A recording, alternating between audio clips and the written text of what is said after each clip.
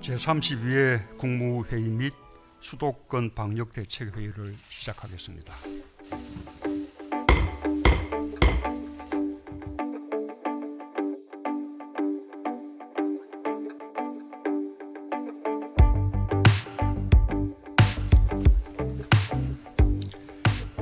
오늘 국무회의는 특별히 서울, 인천, 경기 수도권 세 단체장을 모시고 수도권 방역대책을 논의하는 것부터 시작하겠습니다.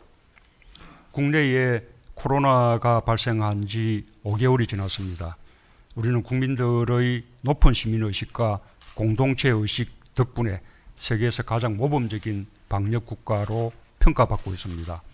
이제는 신규 확진자 수를 더 줄여서 하루빨리 안정적인 상황으로 넘어가야 하는 중요한 고비에 놓여 있습니다.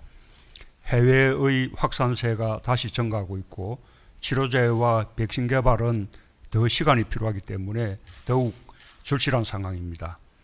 지금 코로나의 안정이 수도권에 달려 있다고 해도 과언이 아닙니다.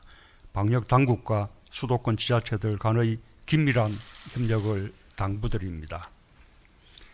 바이러스를 완전히 정복하는 데 긴 시간이 필요하다면 의료진들이나 국민들이 지치지 않도록 장기전의 자세로 냉정하게 상황을 관리하고 대처해 나가야 할 것입니다.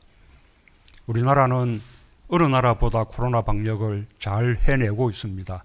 우리가 채택한 투명, 개방, 민주의 원칙은 세계적인 모범이 되었습니다. 국민들께서 방역의 주체가 되어주셨기에 가능한 일이었습니다. 앞으로도 정부는 지자체들과 협력하면서 국민과 함께 기나긴 바이러스와의 전쟁에서 흔들림 없이 방역 전선을 사수해 나가겠습니다. 자신 있게 말씀드리지만 우리의 코로나 상황은 여전히 통제 및 관리할 수 있는 범위 안에 있습니다. 지난 5개월 동안 확인된 사실은 일상생활을 하면서도 정부의 방역 지침과 기본적인 방역 수칙만 잘 지키면 바이러스 감염을 막을 수 있다는 것입니다. 이제는 지치기도 하고 또 폭염 때문에 더 힘들어지기도 하지만 상황이 안정될 때까지 국민들께서 조금만 더 힘을 내어주시길 바랍니다. 지금까지 지자체는 현장 방역의 최일선에서 역할을 잘해 주었습니다. 고위험시설 관리와 자가격리자 관리, 병상 확보 등 선제적 대응은 물론 확진자 발생에도 발빠르게 대처하며 감염병 확산을 조기에 차단하고 있습니다. 의료진에 대한 지원뿐만 아니라 코로나로 경제적 어려움에 처한 주민들과 골목 상권을 지원하는 등 경제 위기 극복에도 최선을 다하고 있습니다.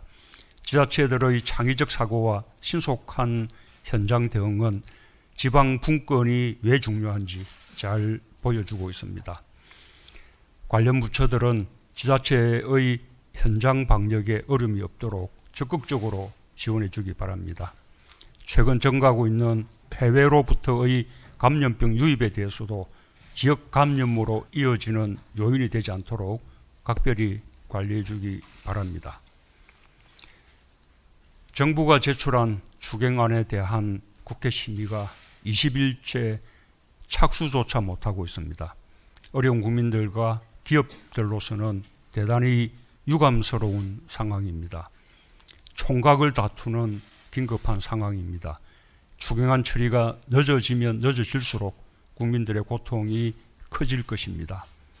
고용 충격으로 일자리를 잃었거나 이럴 위험에 처해 있는 국민들, 자금난을 겪으며 도산 위기에 처한 중소상공인들과 기업들, 경제 위기로 더 힘겨운 저소득층과 취약계층에게 실기하지 않는 지원이 절실합니다.